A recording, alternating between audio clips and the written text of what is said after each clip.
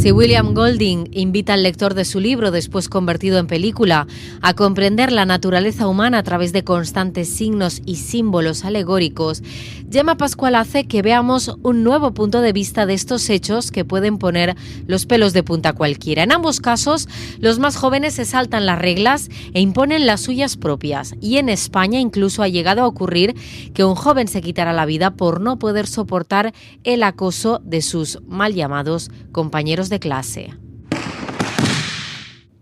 La mosca, assetjament a les aules, es un libro que cuenta la historia de Isona, una joven adolescente que huye de su pasado, pero sin remedio vuelve a encontrarse con él. En esta novela, Gemma Pascual incluye un punto de vista distinto. El que conta és la història de la Isona, que canvia d'escola per un tema d'assetjament, que havia estat assetjada, i un amic seu íntim s'ha suïcidat per culpa de l'assetjament, i quan canvia d'escola es troba que torna a ser assetjada. I aleshores és un poc l'angoixa, no?, de quan la gent és assetjada i mos conta anècdotes, coses que s'han passat a altres nanos. També va ser una miqueta en la història de Joaquín, aquell nen de Navarra que també se va suïcidar per un assetjament. Però el que té de diferent aquesta història és que és la història d'un assetjador que passa a ser assetjat. Crec que és un punt de vista diferent. Para Gemma Pascual, como suele ser habitual en sus libros, una historia llega a partir de otra y la documentación surge de las propias experiencias que le van contando. En este caso también fue así, a pesar de que, con un hijo de esa edad, le ha resultado muy difícil. I està presentant un dels meus llibres a l'Escola de la Masia, que és l'escola que va el meu fill, i estava encara que encara no havia triat un tema per a la pròxima novel·la. És això que tinc 2 o 3 idees, però encara no estic.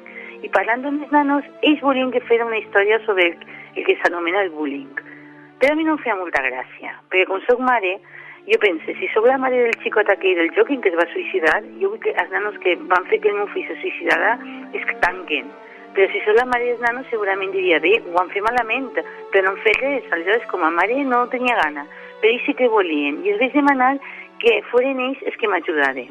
I aleshores els xiquets van començar a inventar-se històries d'assetjament, a contar-me històries que s'havien contat, i a partir d'ahí volia saber què opinaven ells.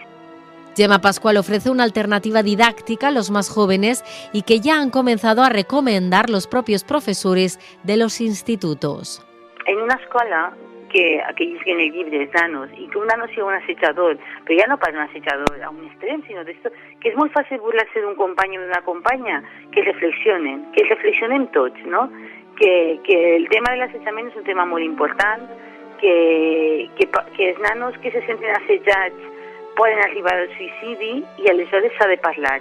I el que volia jo, més que tirar-los el rotllo als nanos, que ho sentien en les seues carns. Tras haber buceado en las historias que han conformado La Mosca, este crudo retrato de lo que puede estar pasando en muchas aulas de colegios e institutos, Gemma Pascual se queda con la invitación a la reflexión.